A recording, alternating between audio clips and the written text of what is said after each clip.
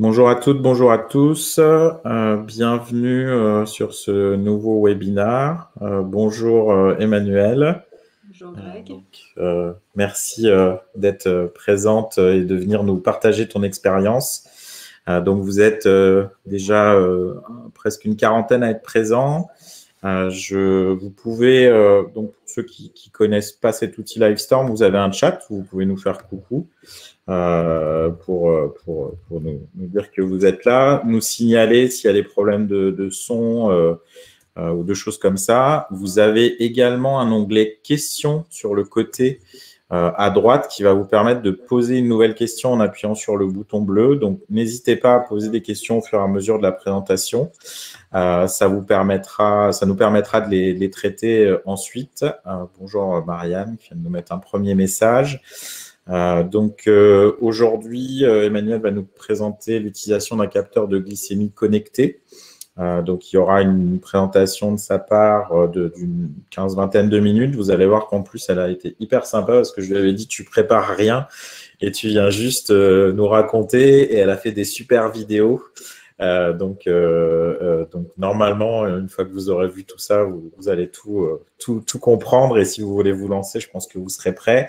Et donc, il y aura 15 à 20 minutes de présentation et ensuite, des questions, vos questions. Donc, surtout, n'hésitez pas, quelles que soient les modalités de questions. Je ne prétends pas qu'elle aura des réponses à tout, mais, mais ça vous permettra de au moins partager.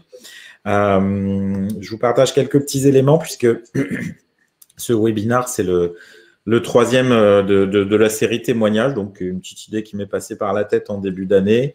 Donc le premier qui avait essuyé les plâtres, c'était Germinal Petit-Étienne, donc qui nous avait parlé à nouveau déjà d'un suivi de santé par un objet connecté. C'était un collier connecté pour chiens. Donc ça, on avait fait ça en janvier. En février, j'avais reçu Stéphanie Évrard, qui est une IASV, donc c'est-à-dire une ASV qui s'occupe du numérique au sein d'un établissement. Donc vous avez le replay de ces épisodes est disponible sur la chaîne YouTube Vetonatoire, où je vous mettrai les liens dans le chat, ou sinon avec les QR codes ici, si vous voulez tenter votre chance. Normalement, ça doit passer.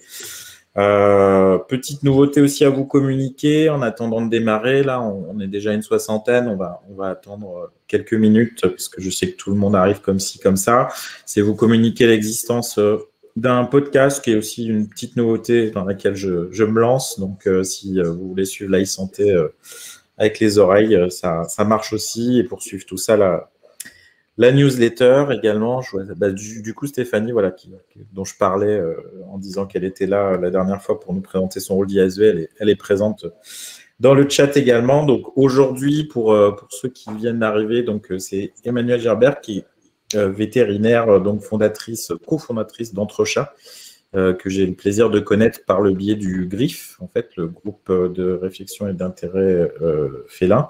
Donc, sa pratique exclusivement féline l'a amené à s'intéresser à ce type d'outil, qui est un outil, donc ce capteur de glycémie connecté, initialement utilisé par les humains et qu'on peut utiliser sur les animaux de compagnie, visiblement avec des résultats intéressants.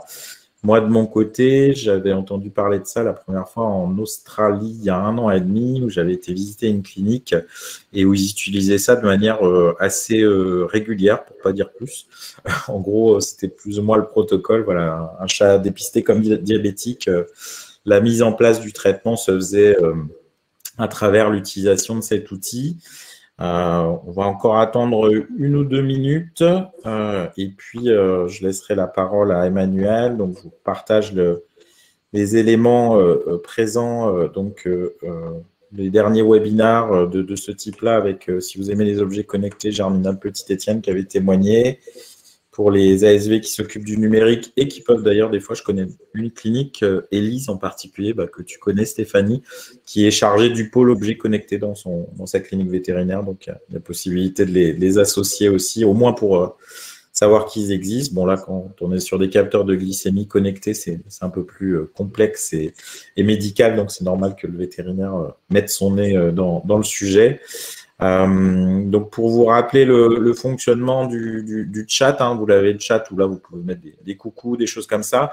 Et vous avez un onglet questions qui est présent, où vous pouvez déposer vos questions. On les traitera plutôt à la fin.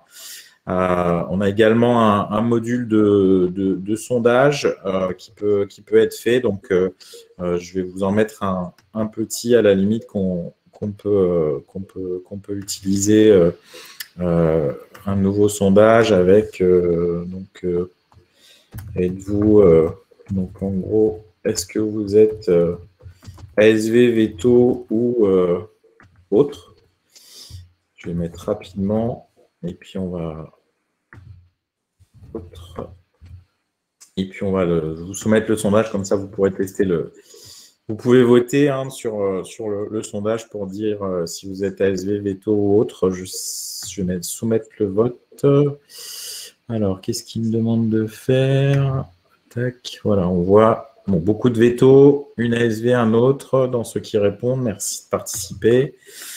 Et puis, il est 13h04, donc je vous propose qu'on se lance et que je puisse passer la parole donc à Emmanuel qui va se présenter, puis peut-être que tu vas lancer ton PDF. On va fonctionner, vous allez voir, elle vous a préparé, là, pour ceux qui n'étaient pas arrivés, des super vidéos. Donc, je vais faire le lanceur de vidéos entre les pages parce que c'était un peu technique la préparation, mais normalement, ça va marcher. Donc, soyez indulgents si on galère un peu. Et puis voilà. Emmanuel, encore un grand merci de venir partager ici. Et puis, je te laisse la parole et expliquer qui tu es et comment tu as été amené à faire tout ça. Merci Greg.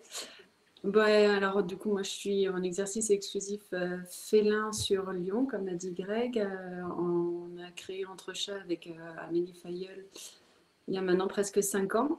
Et en fait, du coup, on est forcément très engagé dans le cat friendly.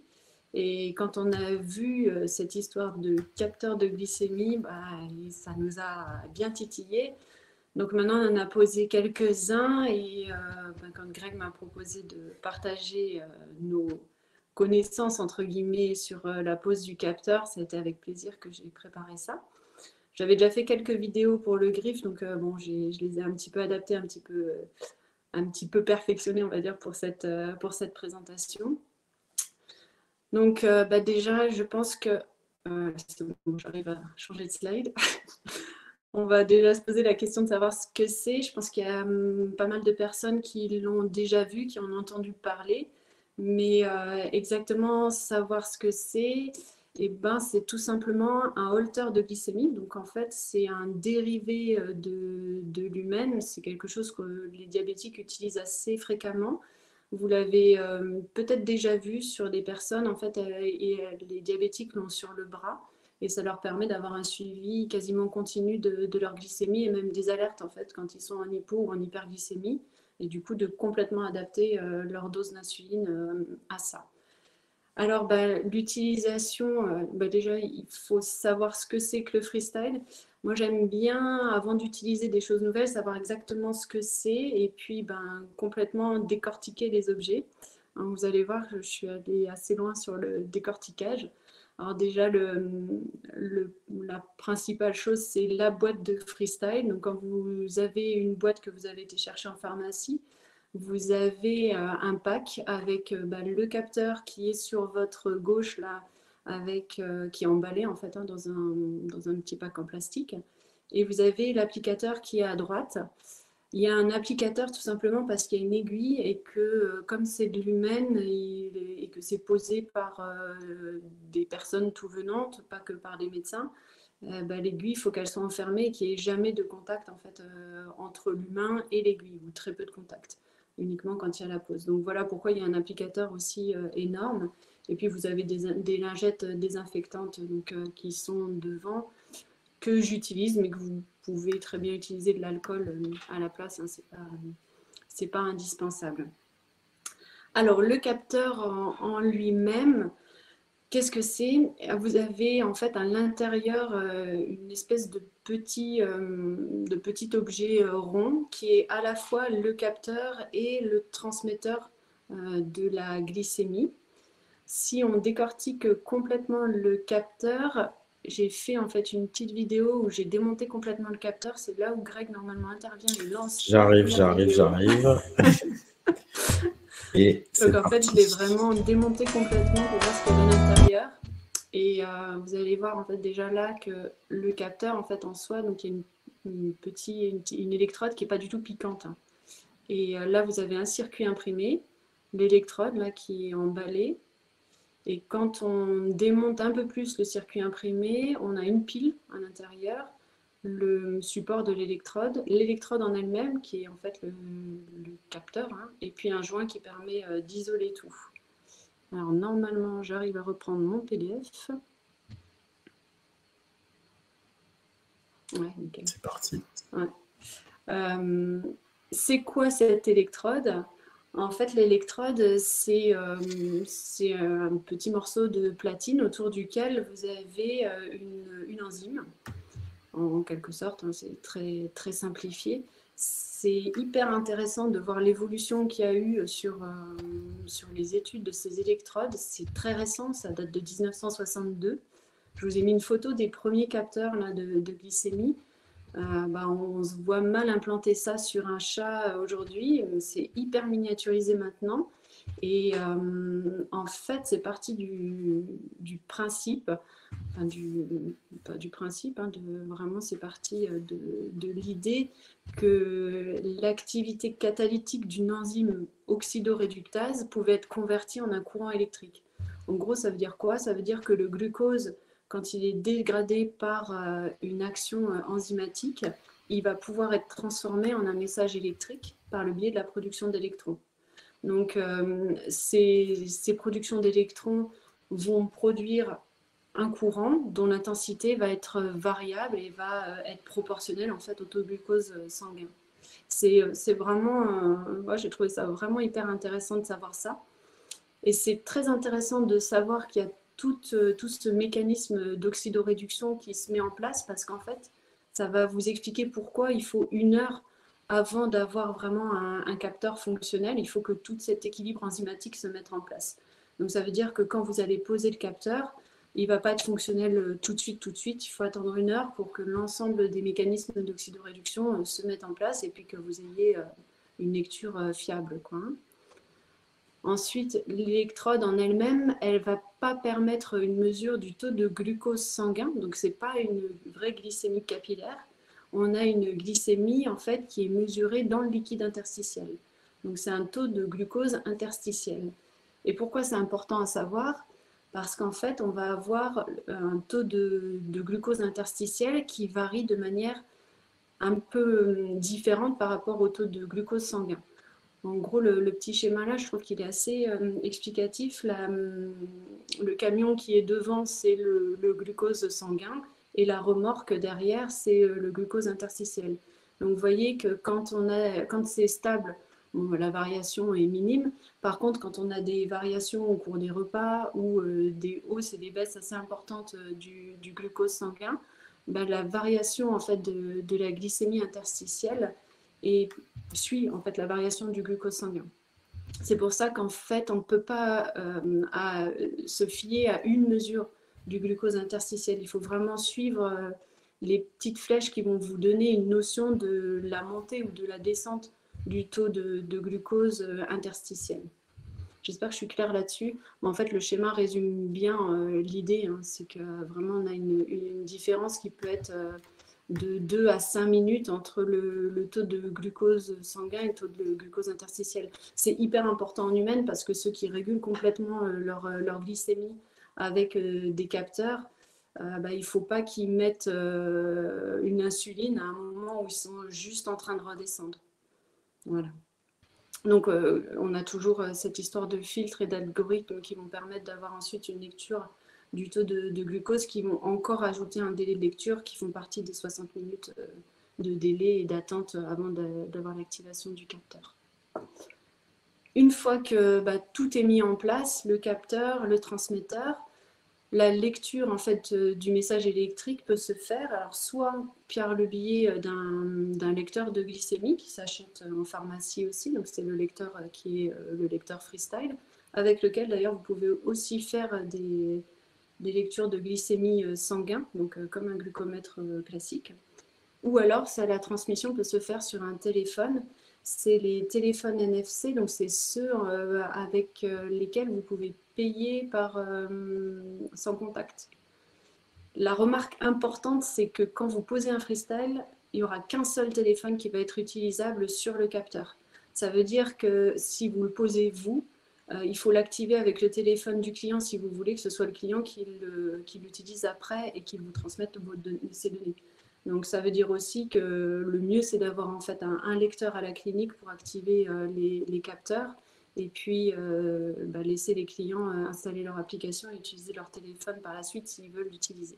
Bon, ça, on y reviendra un petit peu Du plus coup, tard. j'ai une question, Emma, par rapport à ça. Ça veut dire qu'il peut y avoir un téléphone et le capteur, les deux, hein.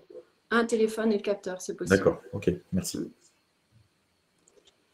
Alors, en quelques chiffres, le capteur, en humaine, on peut l'utiliser pendant 14 jours. Chez les chats aussi, sauf que généralement, ils arrivent à le retirer un petit peu avant.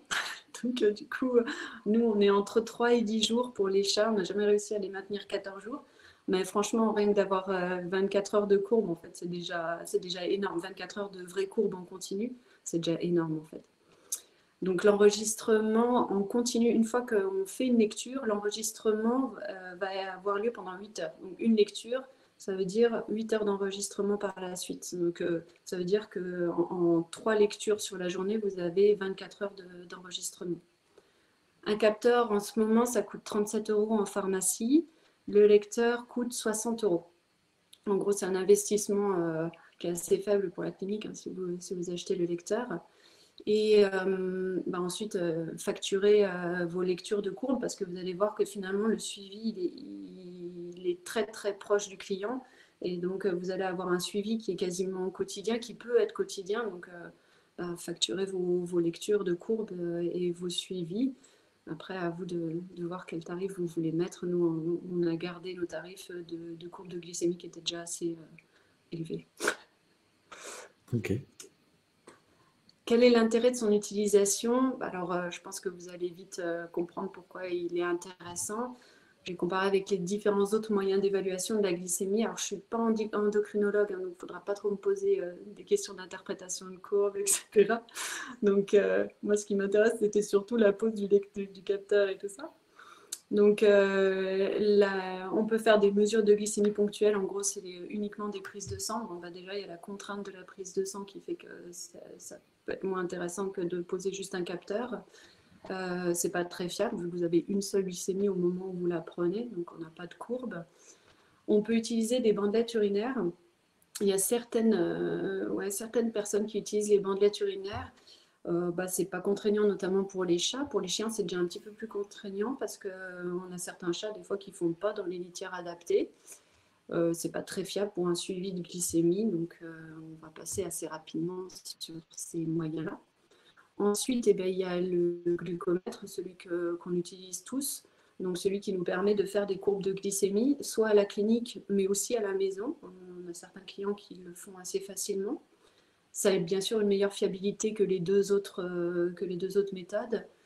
Le coût est assez faible, on est à moins de 37 €, c'est sûr, sauf si vous faites un suivi avec de nombreuses bandelettes, parce que quand on n'a pas assez de gouttes de sang, etc., ça peut monter assez vite au niveau du coût. C'est faisable à la maison par rapport aux deux autres, quoique les bandelettes urinaires sont faisables aussi à la maison. Mais on peut avoir vraiment une courbe à la maison. L'inconvénient principal, c'est qu'on a des hyperglycémies de stress à la clinique et puis à la maison aussi, puisqu'il faut manipuler le chat, il faut essayer d'avoir une goutte de sang. Parfois, chez les propriétaires, ça peut être un peu compliqué pour qu'ils comprennent comment il faut faire. Donc, ça peut être un peu difficile à mettre en place. Et puis, on a des mesures qui sont espacées. Alors, nous, on a des clients qui sont quand même assez assidus. Ils nous font des super tableaux. Alors ça, c'est un client qui est sur une page Facebook de diabète félin, donc il peut télécharger des tableaux comme ça. Alors là, on voit, le propriétaire, il est hyper engagé dans le suivi de son chat. Mais malgré tout, on n'a pas une courbe, on a des valeurs qui sont réparties sur la journée, on en a quelques-unes sur une journée. Donc, c'est pas finalement si intéressant que ça d'avoir le lecteur de glycémie à la maison, en tout cas beaucoup moins que le capteur, vous allez voir. Et puis le dernier moyen, c'est bien sûr le dosage des fructosamines. qui sont controversés un peu maintenant sur le suivi de glycémie. C'est sûr qu'il y a moins de contraintes qu'avec une courbe de glycémie. On fait une seule prise de sang, il y a toujours la contrainte de la prise de sang. Avec les chats, parfois, ça peut être difficile. Le facteur stress est nettement diminué sur cette mesure-là. Par contre, la normalisation avec les fructosamines est assez longue et bien sûr, on n'a pas de courbe, hein, donc on ne peut pas détecter des effets somogy ou des choses comme ça. Alors, les avantages du freestyle, ils sont assez évidents, je pense. Déjà, on a des courbes de glycémie, donc continues. On a des courbes de glycémie en plus qui peuvent aller jusqu'à 10-14 jours, mais souvent on a 3 jours de courbe de glycémie, ce qui est quand même déjà pas mal. On a un suivi à la maison, sans stress, sans manipulation. Il n'y a pas de douleur du tout, donc il n'y a pas besoin d'aller charcuter l'oreille du chat pour avoir un suivi de glycémie. Les chats agressifs, c'est hyper intéressant parce que je pense qu'un suivi à la clinique sur un chat agressif, c'est un peu compliqué. Et on a en plus un suivi à distance, donc les propriétaires peuvent nous transmettre directement les données. Je vous ai tout expliqué dans les slides suivantes, mais ça c'est hyper intéressant parce qu'on peut réagir vraiment dès qu'on voit que le chat change au niveau de ses valeurs de glycémie. Et nous, on l'utilise aussi de temps en temps en hospitalisation sur certains cas, notamment sur les pancréatites. On en a eu un dernièrement. C'est assez intéressant d'avoir ce suivi-là. Vraiment, en hospice, ça peut être aussi très utile. Les inconvénients, le prix, on est à 37 € le capteur. Quand il l'enlève en 24 heures, les gens sont un peu déçus. On a eu des capteurs défectueux. Les capteurs défectueux, je ne sais pas à quoi c'est dû. Peut-être parce que c'est normalement fait pour de l'humain, pas pour du chat. On en a beaucoup moins depuis qu'on les pose à l'arrière et plus entre les omoplates. Alors, je ne sais pas si c'est parce que ça bouge un peu moins, parce que je ne sais pas. Mais en tout cas, on en a moins depuis qu'on les pose derrière. Et puis, la tonte est parfois mal vécue par les propriétaires de chats. C'est vrai, le tableau que je vous ai montré, c'est parce que le propriétaire ne veut pas tondre son chat. Donc, il continue à faire ses suivis de glycémie avec son capteur de glycémie. Son glucomètre, quoi. Je vous ai montré comment je vous ai fait une petite vidéo pour vous montrer comment on pose le capteur de glycémie. Je pense que c'est un peu ce que tout le monde attend. Alors, je lance. Alors, il faut déjà préparer un petit peu de matériel avant de commencer à poser votre capteur. N'oubliez pas la colle et la pince. La tondeuse, bon, vous l'aurez. Donc là, on ouvre le capteur avec l'applicateur qu'il faut ouvrir franchement. Là, vous avez l'ouverture de l'opercule du capteur, les détrompeurs à mettre face à face, et vous enclenchez l'applicateur dans le capteur, et voilà le capteur avec son aiguille. Et ensuite, vous tondez le chat sur quelques centimètres. C'est sûr que c'est pas très très élégant. Bon, on va dire que ce chat-là va pas faire d'expo pendant quelques mois. Et puis ensuite, n'oubliez pas de mettre la colle alors autour sur le capteur, mais autour de l'électrode, pas sur l'électrode. Et ensuite, vous l'appliquez. Alors, il faut appuyer franchement. Et vous voyez, le chat n'a pas une seule réaction. Ça fait pas mal du tout. Ça fait du bruit un petit peu. Donc, parfois, il y en a qui sursautent un peu, mais c'est tout. N'oubliez pas de maintenir le capteur. Il a une petite collerette autour. Vous allez le voir là. Et ça permet en fait de tenir le capteur pour pas qu'il parte avec l'applicateur. Et là, on a activé du coup le capteur, vous voyez. Il s'active tout seul, mais il faut attendre 60 minutes pour l'activer. Et ça permet ensuite du coup d'avoir son suivi de courbe. Donc, j'espère que ça n'a pas été trop vite, mais c'est assez, vous pourrez les revoir, je pense, ces vidéos. Oui, il y aura le replay qui sera disponible pour tous les inscrits, donc vous pourrez faire au ralenti si vous voulez. Je confirme pour en avoir vu poser quand même l'espèce de claque au moment de la pause qui est presque ce qui fait plus sursauter le chat que l'application elle-même. En fait, dans l'applicateur, il y a un ressort. D'accord, c'est pour ça. Tu l'as démonté aussi. Il y a un ressort et le ressort pousse en fait du coup le capteur sur la peau. Et en fait, ça fait un bruit de ressort. Ça rentre d'un seul coup en fait. Et puis ensuite, du coup, l'aiguille reste bien sûr dans l'applicateur et pas dans le chat. Ça fait comme un cathéter, quoi. Alors moi, j'aime bien hospitaliser le chat quand même la première journée. Pourquoi ? Parce que ça nous permet au moins d'avoir une courbe de glycémie. et d'activer le capteur. Comme on a eu des capteurs défectueux, j'aime bien les avoir, enfin voir en fait si le capteur est bien, marche bien. Parce qu'on ne le voit qu'au bout des 60 minutes que le capteur est défectueux. Donc s'il est défectueux, je préfère le reposer à la clinique plutôt que de refaire revenir le client parce qu'il va se rendre compte à la fin de la journée que son capteur ne fonctionne pas. Donc je garde le chat, on pose le capteur, ensuite on active le capteur, on fait une première courbe à la clinique du matin, généralement jusqu'au soir, parfois au milieu d'après-midi si les gens veulent le récupérer un petit peu avant. Mais voilà, ça nous permet vraiment de vérifier que tout fonctionne bien et de vérifier aussi que le chat ne le retire pas. Alors au début, on a mis des bodys, on a mis des pansements. Maintenant, je ne mets plus rien. Je trouve que ça se passe mieux. Il ne faut pas lésiner sur la colle. Et puis ça tient plutôt bien. Et je pense que ça embête beaucoup moins le chat que d'avoir des trucs collés par-dessus. Donc c'est adapté en fonction de chaque chat. C'est compliqué à dire. Mais voilà, je trouve que comme ça tient beaucoup mieux. Et le fait de l'avoir à la clinique, ça permet aussi de comparer quand même avec le glucose, le glucose sanguin, le glucose capillaire, que vous n'ayez pas une trop grosse différence. Alors je reviendrai là-dessus parce que nous, on a eu quelques surprises. Alors, comment s'effectue le suivi? C'est là que ça devient vraiment intéressant. Soit vous faites le suivi avec un lecteur, donc soit vous le prêtez avec caution ou pas, soit le propriétaire l'achète aussi. Ça ne permet pas d'avoir un suivi en direct pour vous. Par contre, ça permet d'avoir des courbes de glycémie qui peuvent être... en fait, ça enregistre tous les relevés de glycémie et toutes les courbes. Et on peut les récupérer via un logiciel en fait, qui est téléchargeable sur le site du fabricant qui est Abbott.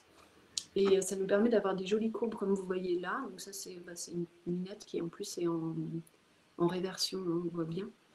Et là, on a toutes les courbes qu'on a réussi à avoir. Ça fait des jolies courbes. C'est toujours assez intéressant. Ensuite, on peut le faire via les téléphones. Donc avec le téléphone, le propriétaire, lui, il va télécharger uniquement l'application de droite, la jaune. Donc c'est Freestyle Link. Celle-ci, elle va permettre d'avoir un suivi vraiment quotidien et régulier. Donc quand il télécharge l'application, il crée son compte directement, le propriétaire. Il scanne le capteur avec son téléphone et il a déjà la courbe que vous avez enregistrée avant, même si c'est avec un lecteur de glycémie. Je vous rappelle que vous ne pouvez pas l'activer avec votre téléphone si le client utilise son téléphone après. Hein. Un seul téléphone par capteur, sinon on n'a pas des bonnes valeurs. En fait, je pense qu'il doit y avoir un problème de transmission ensuite. Hein, c'est les fameuses 60 minutes d'utilisation de délai. Donc un seul téléphone. Donc ça veut dire que vous, à la clinique, vous n'utilisez pas votre téléphone ou alors vous le donnez au propriétaire. Donc ça, sur le prix, ça peut être un peu plus élevé. Une fois qu'il a scanné, voilà, on a des courbes. Et alors, soit ces courbes, ils peuvent nous les transmettre. Ouais, moi, ça, je vous l'ai déjà dit. Soit les courbes, ils nous les transmettent directement par mail. Donc là, on a une propriétaire de chat qui nous a transmis l'ensemble de ces courbes par mail avec des captures d'écran de téléphone.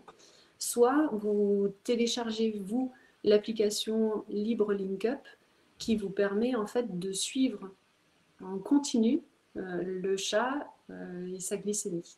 Donc du côté du propriétaire, normalement, Greg va me lancer la vidéo numéro 3 pour que vous voyez comment ça se passe. Ça marche. Le propriétaire, lui, c'est toujours sur la même application. Hein, donc l'application jaune, il ouvre, bon, il a scanné son truc et il descend, il va dans application connectée et là, il clique sur Libre LinkUp, il ajoute une connexion, il met ce qu'il veut hein, dans prénom, nom, en gros c'est nous, hein, mais voilà. Et l'adresse mail est importante, par contre, il faut bien lui donner l'adresse mail que vous avez utilisée pour créer votre compte. Vous allez voir, nous on va créer un compte, mais c'est surtout en fait du coup cette adresse mail qui est importante à donner. J'espère que je suis claire, vous allez vite comprendre avec la suite. Je suis en train de relancer le PDF. Voilà, donc c'est bien le mail que vous avez utilisé là sur l'application. Donc sur l'application, Greg va me lancer la vidéo 4. C'est parti. Donc ça, c'est nous, Veto, qui avons cette application, donc la Orange Libre Link Up. Et là, quand vous l'ouvrez, vous avez créé votre compte. Et on va voir, donc, en fait, vous avez un petit icône qui apparaît. Donc, Emmanuel veut partager ses valeurs. On l'accepte. Alors, moi, je n'avais pas de valeurs, donc j'ai repris les valeurs d'Aurélie qui nous a transmis les valeurs de son chat, Olympe. Vous voyez que bon, elle a un taux de glycémie un peu élevé. Et on a tous les relevés, en fait, de sa glycémie. Donc d'ailleurs, c'est une des minettes qu'il a gardé le plus longtemps. Elle l'a gardé pendant 10 jours. Et donc, ça nous permet vraiment d'avoir un suivi continu, sans avoir de transfert de mail. Et vous le regardez quand vous voulez. Enfin, voilà, je trouve que c'est hyper pratique et c'est rassurant pour le propriétaire de savoir qu'il peut être suivi comme ça, surtout quand c'est sur la mise en place vraiment du protocole à suivi.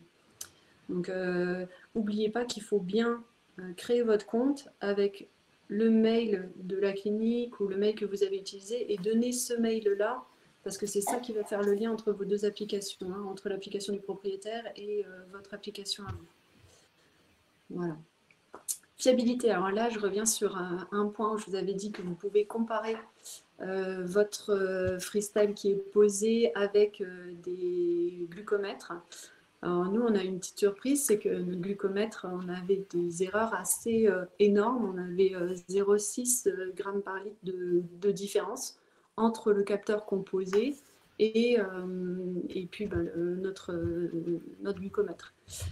On a fini par faire des mesures sur le catalyste et en fait, il s'avère que c'était notre glucomètre qui ne fonctionnait pas. Tout simplement parce qu'un glucomètre, ça s'étalonne et que nous, on ne l'avait pas étalonné depuis jamais, en fait. Et qu'on s'est rendu compte que du coup, notre glucomètre était faux. Donc, ça faisait un moment qu'on ne faisait pas très très bien nos courbes de glycémie. Donc voilà, donc juste pour vous dire que je pense que le freestyle est quand même très très fiable au niveau du suivi et très très fiable au niveau des mesures de glycémie parce que, alors même si c'est des mesures de glucose interstitielle, on est sur un écart du coup de moins de 0,2 grammes par litre entre les glucoses interstitielles et la glycémie au même moment, mesure au même moment. Donc on est plutôt sur une bonne fiabilité, une bonne correspondance. Voilà, et du coup, c'est maintenant à vous de jouer. J'espère que j'ai été assez claire sur mon exposé. Ouais. Merci beaucoup, Emma. Oui, en tout cas, moi, j'ai compris. Donc, ça fait déjà au moins une personne. Alors, il y a effectivement des questions. Donc, je vais te les poser dans l'ordre où elles ont été posées. Comme ça, tu vas pouvoir préciser.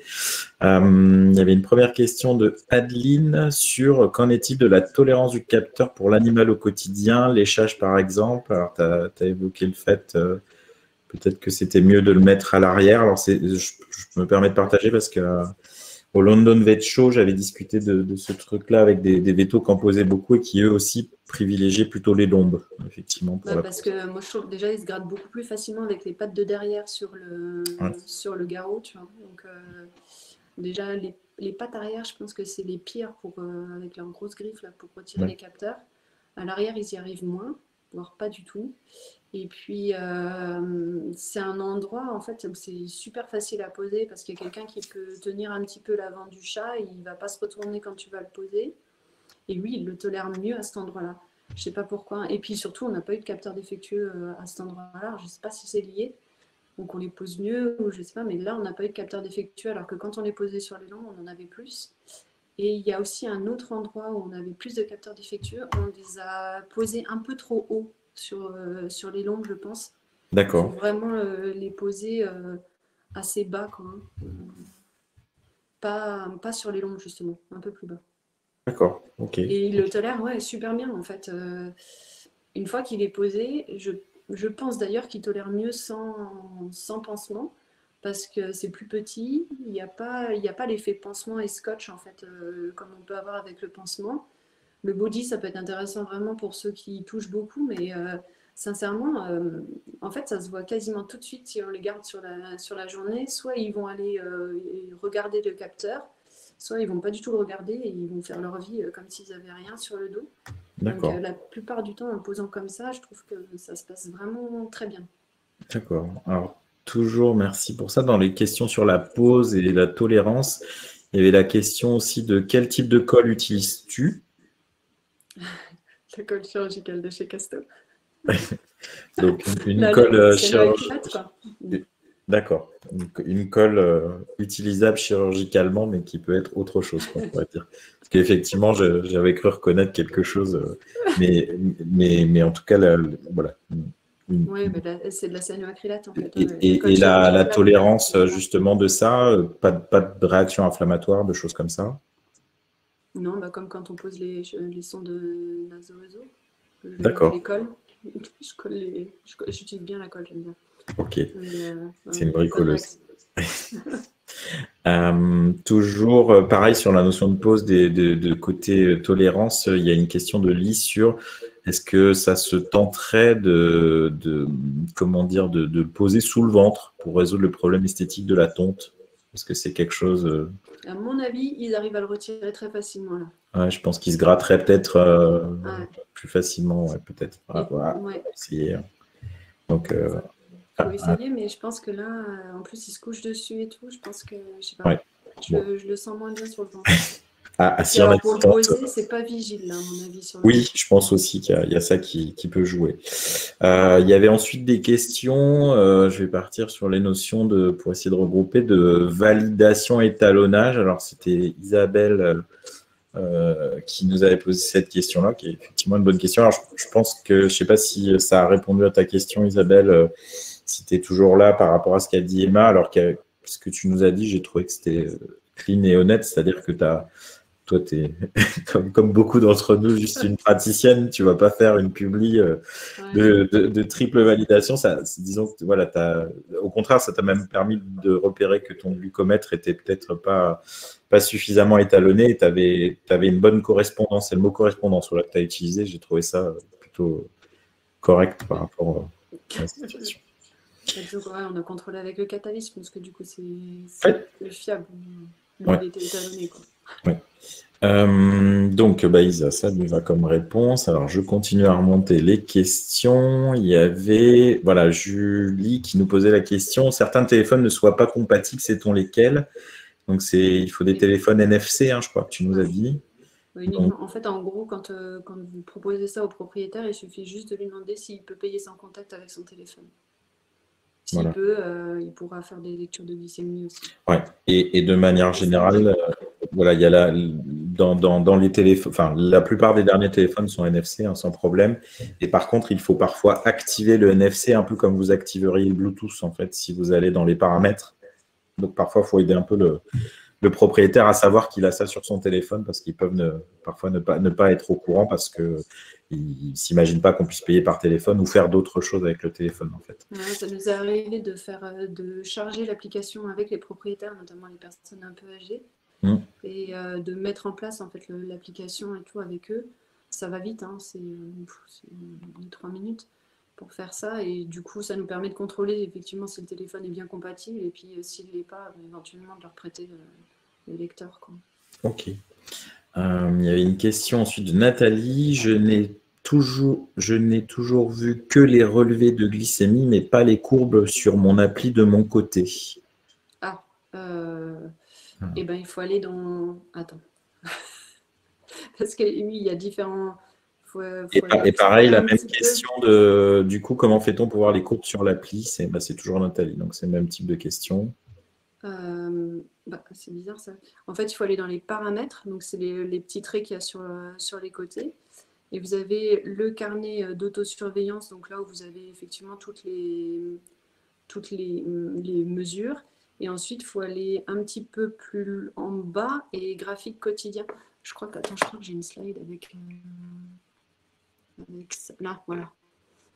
Donc les 3 petits points en haut à gauche, vous descendez un peu, les 3 petits traits, pardon, en haut à gauche, et vous descendez un peu, il faut aller dans graphique quotidien. Et là, vous avez les courbes, en fait. Voilà, alors tu testeras ça, Nathalie. Je pense qu'effectivement, ça va répondre à ta question. C'est ici qui nous demande, est-ce que 2 vétos de la même structure peuvent avoir le même compte LibreLinkUp? Oui. Je crois que c'était le cas dans tu nous montrais dans la vidéo, il y avait toi et ta collègue. Pour Amélie. Amélie, ouais. En fait, Amélie, ouais. en gros, l'application, elle est liée uniquement à l'adresse mail, d'où l'importance de l'adresse mail. C'est D'accord. qu'il faut vraiment donner une seule adresse mail. Nous, on a pris celle de la clinique. On la donne au propriétaire et il n'y a que ça qui fera le lien. Et donc, du coup, l'application LibreLinkUp, moi, je l'ai sur mon téléphone, on l'a sur celui de la clinique. Amélie l'a sur le sien. Donc, ça nous permet de suivre soit à la maison, quand on a des suivis de pancréatite et tout, on suit à la maison, ou sinon de suivre les propriétaires avec le téléphone de la clinique. Mais oui, en fait, plusieurs applications, mais une seule connexion, quoi. Bien sûr, il faut se donner le mot de passe, hein. Oui, effectivement. Question Hélène qui nous demande combien de mesures peut-on faire en fait, c'est en continu quoi en fait. Ouais. En gros, à chaque fois que tu vas mettre ton téléphone ou ton lecteur à proximité du capteur, il va faire une mesure. Donc, c'est vraiment, tu peux en faire tout le temps. Des fois, ça nous arrive d'en faire 3 d'affilée parce qu'on sait qu'il faut faire une mesure. Du coup, on est 3 à le faire l'une après l'autre et ça enregistre les 3 mesures. D'accord. C'est permanent, quoi. L'intérêt, c'est quand même d'avoir surtout 3 relevés dans la journée pour avoir nos 24 heures. Hein. On n'a pas besoin d'en faire tout le temps. La seule chose, c'est qu'à chaque fois que tu vas faire une mesure, tu as une valeur précise. Sinon, tu as une valeur estimée, en fait, hein, du coup. D'accord.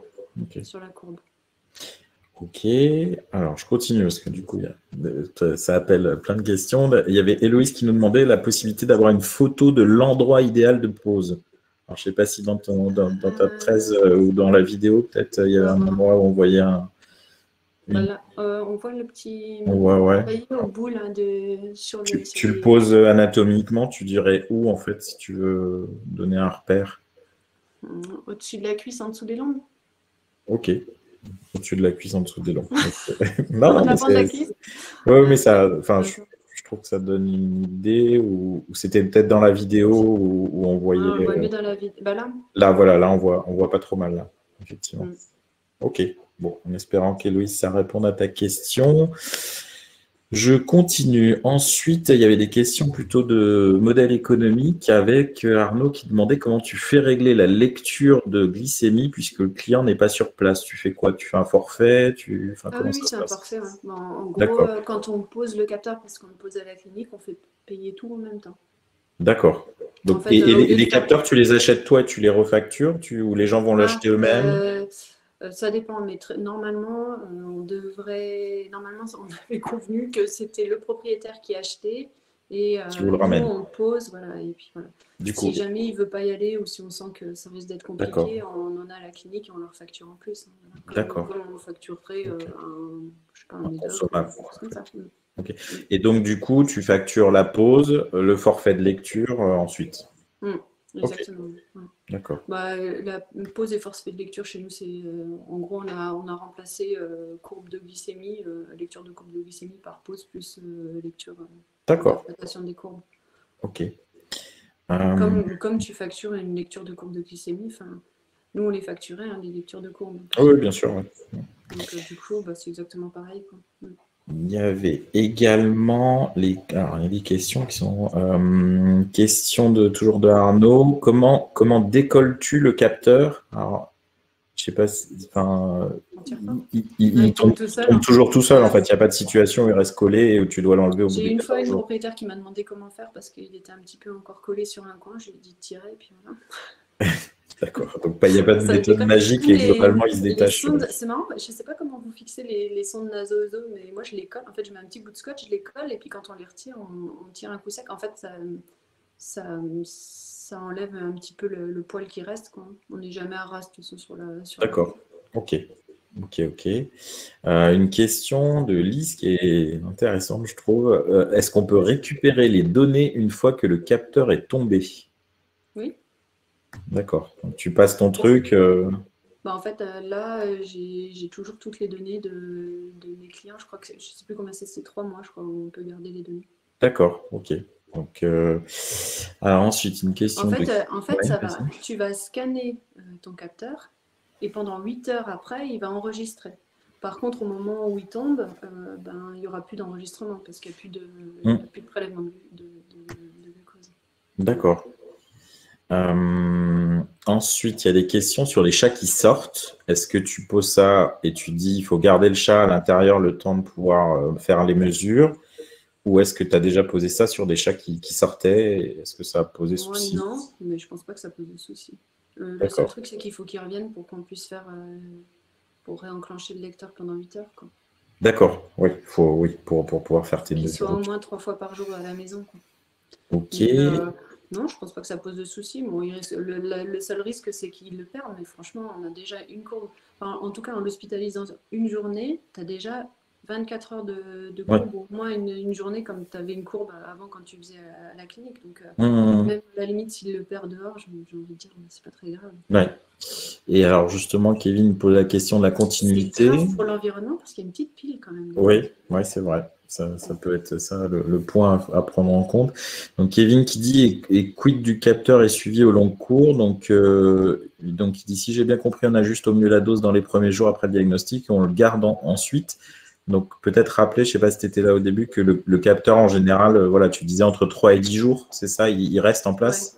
ouais. Donc on a les mesures sur ce temps-là, mais après, est-ce qu'il y a des chats sur qui tu as reposé un capteur après en avoir posé un premier? Ouais, alors moi je fais pas un suivi direct d'insuline, mais alors je sais pas, c'est peut-être pas bien, je sais pas s'il faut le faire. Généralement, je fais faire une dizaine de jours d'injection d'insuline aux propriétaires. Après, on pose le capteur, D'accord. on revoit avec eux. Je le fais pas directement, mais peut-être que ce serait mieux de le Le, faire directement. le veto australien dont je te parlais, C'est direct. ils attaquaient direct avec ça en fait. Voilà. Bon, Ouais. je ne vais pas pousser plus loin, mais Et après, oui, ça m'arrive de le reposer là, quand on réajuste les doses, ou il y a des propriétaires qui apprennent à poser les capteurs et qui d'accord. posent les ballons. Ouais, on a une infirmière, elle pose les capteurs chez elle. Ça l'intéresse d'avoir un suivi de temps en temps quand elle voit que son chat est un peu moins bien ou qu'elle boit un peu plus. Alors elle, le diagnostic, ça a été sur urine collante. Elle avait Ok, fait le diagnostic à la maison sur urine collante. Elle est venue en nous disant que son chat avait un diabète pour ça. Et bon, elle avait raison. Et du coup, elle pose les capteurs à la maison. d'accord. Ok, Mm. ok. Donc, comme quoi Donc oui, c'est accessible. ça peut être intéressant d'avoir des poses de capteurs, et notamment sur les chats aussi qui sont en réversion, D'accord. pour les suivre un peu mieux quand on ajuste un peu les doses, quoi. Ok. Il y a également, là, je récupère d'autres questions. Alors bon, après, je ne sais pas si c'est toi qui vas être la mieux placée pour répondre. Il y en a qui demandent, et alors, et chez le chien? Ouais, je sais pas. Ouais, je pense que c'est encore plus facile chez le chien, à mon avis, Ouais, je pour le peux. poser. En tout cas, pour le poser. Déjà, les chats réagissent peu, mais à mon avis, un chien, ça réagit pas du tout.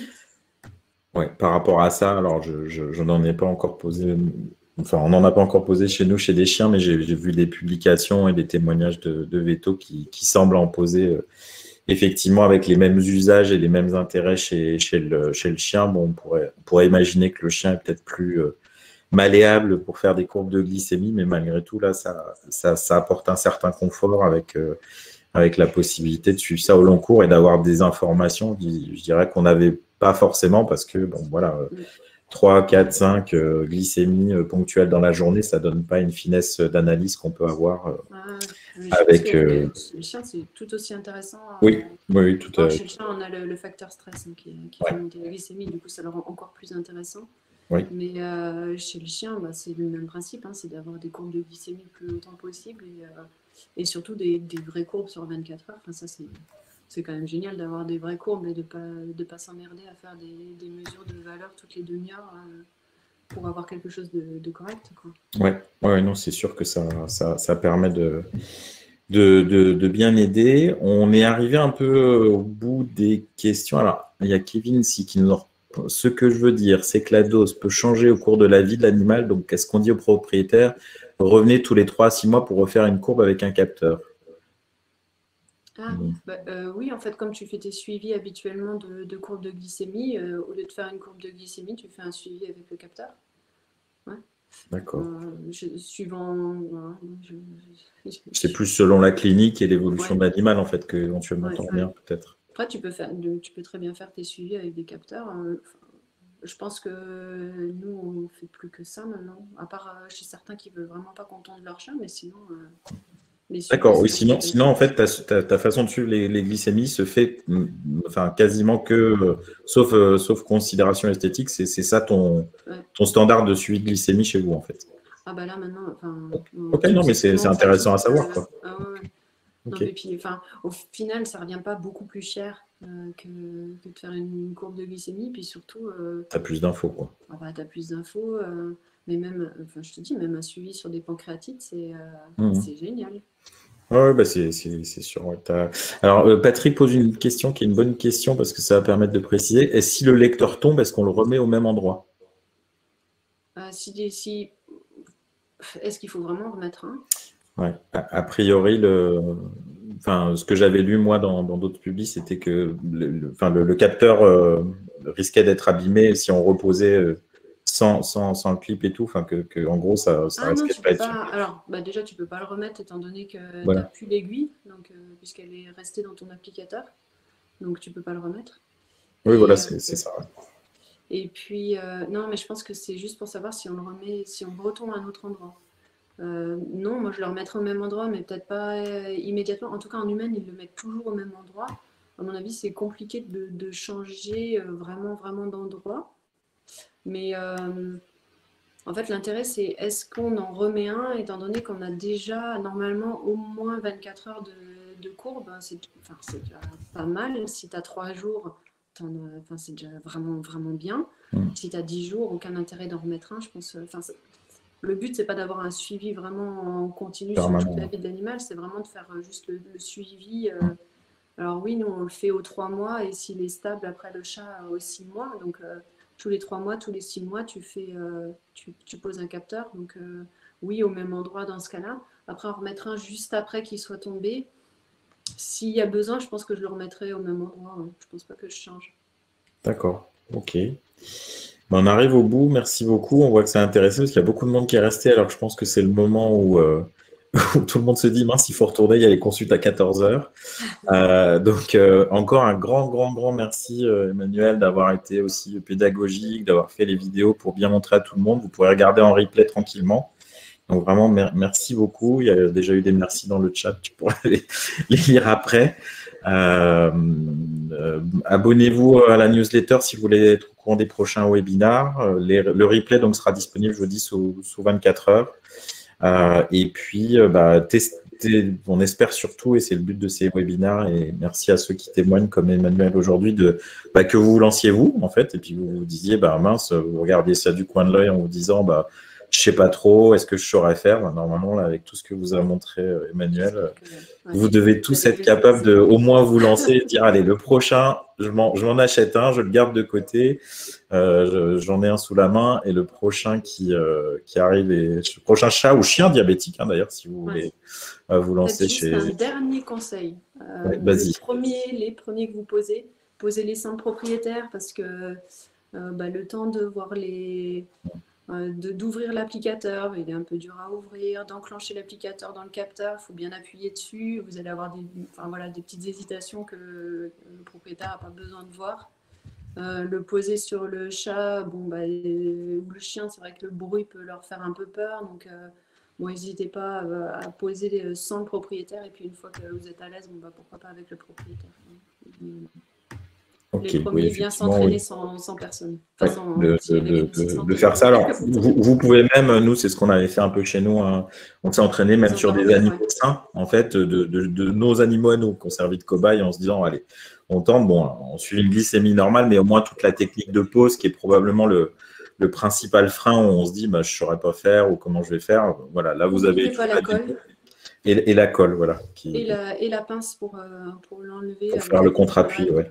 Ouais, parce que sinon, il reste dans l'applicateur et là, c'est chiant. Ok. Super. Merci à tous. Merci une dernière fois, Emmanuel. Et puis, donc, on va clôturer ce webinaire et puis vous laisser vaquer à vos occupations. Et puis, on espère avoir de nombreux témoignages. Alors, vous pouvez venir aussi sur le groupe du Griffe, le groupe Facebook du Griffe, hein, où Emmanuel et d'autres parlent de l'utilisation. Donc, venez témoigner, dire, ah, ça y est, j'ai posé mon premier capteur et c'est intéressant ou compliqué ou quoi que ce soit. On ne prétend pas que tout est parfait, mais au moins, ça fait avancer le public. Merci à toutes et tous. Merci Emmanuel. On va se laisser et puis à bientôt pour d'autres webinars et à bientôt sur le groupe du Griffe avec Emmanuel. Merci, au revoir.